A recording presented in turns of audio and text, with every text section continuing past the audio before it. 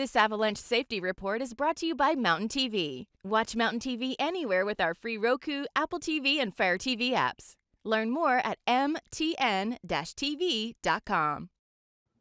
Joining us this morning for our weekly Colorado Avalanche update is Mike Cooperstein from the Colorado Avalanche Information Center.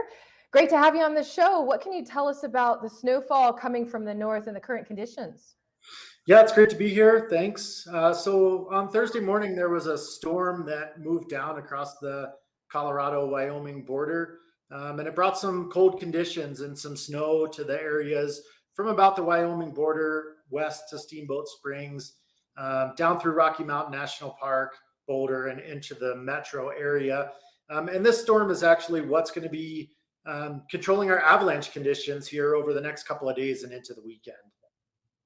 And how much snow do they predict between now and then possibly Sunday afternoon late are they expecting? And what are some of the protocols that you're taking moving into the weekend for those who are going to hit the slopes?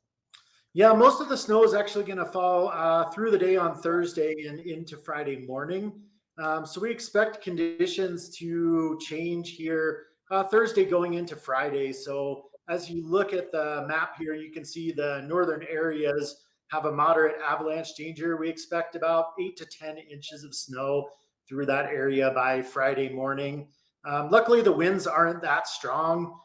So just a quick increase in avalanche danger.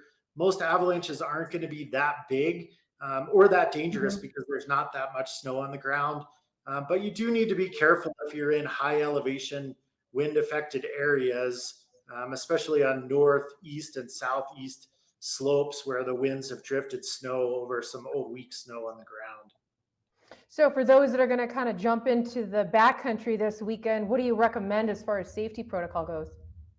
Yeah, so those areas that are moderate danger there, so the northern reaches of the northern mountains, and then the areas from about Vail through Breckenridge, over to Montezuma, Loveland Pass, Berthoud Pass, have a slightly increased avalanche danger because of these small wind slab avalanches like this one that you can see. So if you're getting out over the weekend and you're in those areas, you need to look out for these wind drifted areas, mostly below ridge lines and high elevation gullies and couloirs that catch and hold snow. So you can trigger small avalanches in those areas. Most of these aren't that big, but they can be big enough to knock you down and send you for a ride. So nothing in extreme to worry about is what you're saying. But in other words, take a little bit of precaution and just plan ahead. But with the 8 to 10 inches that you're letting us know that they're expecting up in the mountains, it's not something to be incredibly alarmed at yet at this point. Yeah, no, that's really the story. Most avalanches are going to be small. Most of them aren't even going to be large enough to bury somebody, but they will be big enough to knock you down and possibly send you for a dangerous ride down through rocks or trees or cliffs. Yeah, so areas in the northern part of the state are going to be the most dangerous, but as you move south and west, the avalanche danger decreases and is low, and avalanches are unlikely in these areas.